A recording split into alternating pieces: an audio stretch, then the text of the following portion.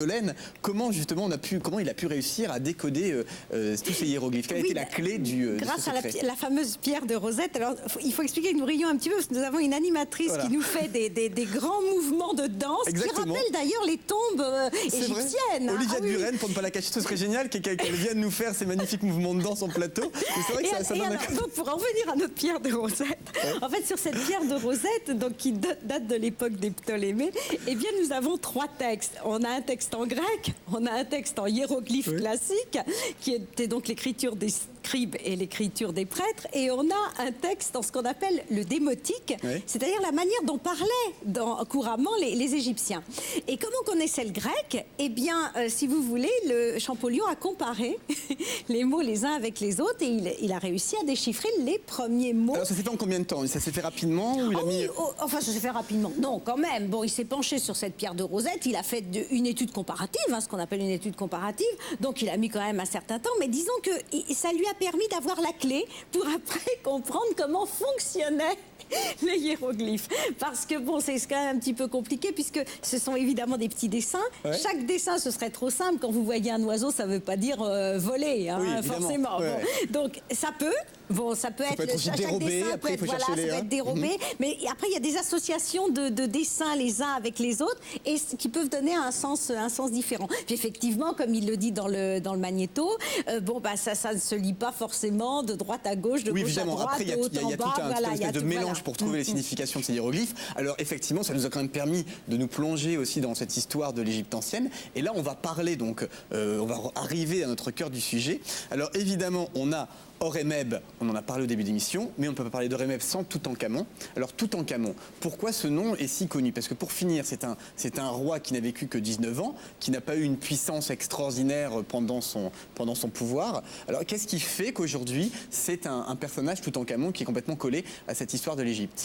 Oui, c'est vrai, vous avez raison. En fait, on le connaît bien tout simplement parce qu'on a retrouvé son trésor. Alors, il y a quelque chose qui m'agace un petit peu, et donc je vais remettre un petit peu les pendules à l'heure. On dit toujours on n'a retrouvé que le trésor de Toutankhamon dans la vallée des rois.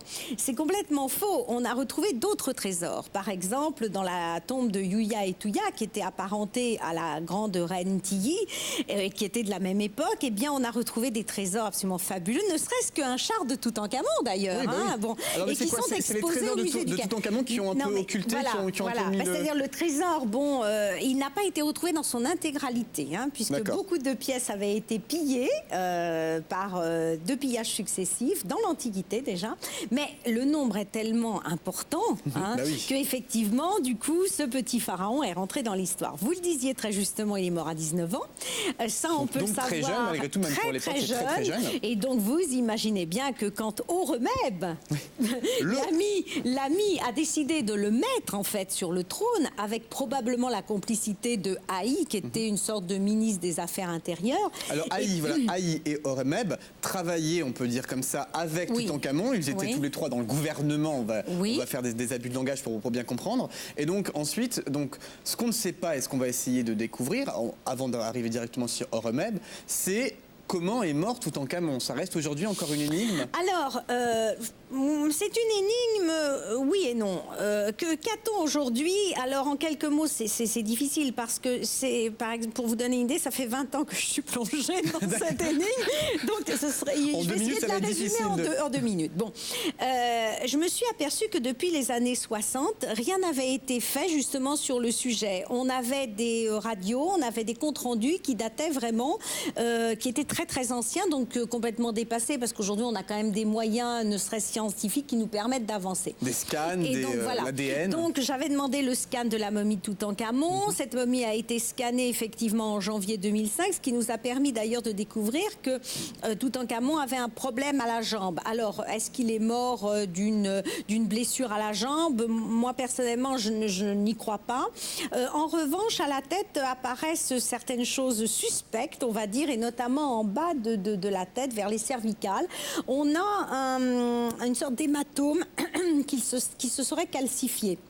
Alors, j'ai travaillé avec des médecins légistes spécialistes dans les momies du monde entier qui m'ont certifié que cet hématome n'avait pas été fait, avait été fait probablement par un coup qui avait été asséné volontairement et non pas suite à une chute que Toutankhamon aurait pu faire à la chasse, Parce par que exemple. d'autres spécialistes, effectivement, il y avait des incertitudes qui étaient données. On ne savait pas si cette blessure connue de Toutankhamon avait été faite pendant son vivant ou après sa mort, voire pourquoi pas dans le déplacement quand on a retrouvé la momie.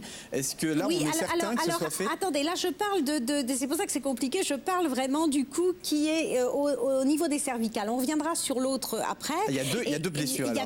C'est-à-dire qu'il y a un morceau d'os en haut du crâne qui effectivement se serait promené à l'intérieur du crâne, mais qui n'est pas pris dans la résine.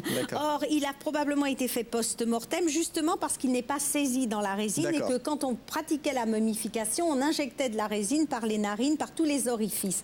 Donc, il aurait normalement été pris dans la résine. Donc, ce qui est plus troublant, c'est ce dont vous parlez au niveau du cou. Il a été fait post-mortem, alors par le médecin légiste de l'époque qui n'avait aucun soin des momies, qui s'appelait Derry et qui avait coupé la momie de Toutankhamon en deux, qui lui avait arraché les bras, les jambes et puis qui l'avait jeté dans son atelier. Donc ça a été fait probablement post-mortem.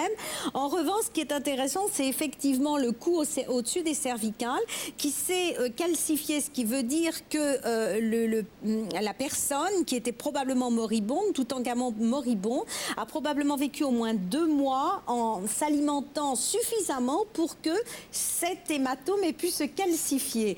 Probablement dans des douleurs atroces et probablement aussi en saignant du nez. Enfin, donc, hypothèse de conséquence d'une mort. Alors, ce coup, d'accord, mais qui lui a asséné ce coup? Alors, il faut voir un petit peu le contexte. Là, c'est le travail de l'historien qui vient plutôt que celui du médecin légiste, qui vient sur le tapis. Et là, eh bien, on se rend compte qu'il y avait 2 personnages qui avaient intérêt, en gros, à ce que Toutankhamon disparaisse à cette époque-là. Il y avait Haï, qui est probablement, à mon avis, le père de Néfertiti. Et puis, il y avait Horemheb, qui était le chef des armées, qui tous deux dirigeaient à la place des pharaons depuis des années et qui, à mon avis, jugeaient Toutankhamon tout à fait incapable de gouverner. Soit pour sauver l'Égypte, soit par ambition personnelle, je pense qu'ils ont dû agir de concert pour supprimer Toutankhamon. Si on va vers la thèse de l'assassinat. Alors, avant de revenir effectivement sur cette thèse de l'assassinat, on va vous présenter un magnéto extrait d'un DVD où on remet en place, puisqu'il y a aussi des interrogations justement sur les parents de Toutankhamon. Regardez quelques images.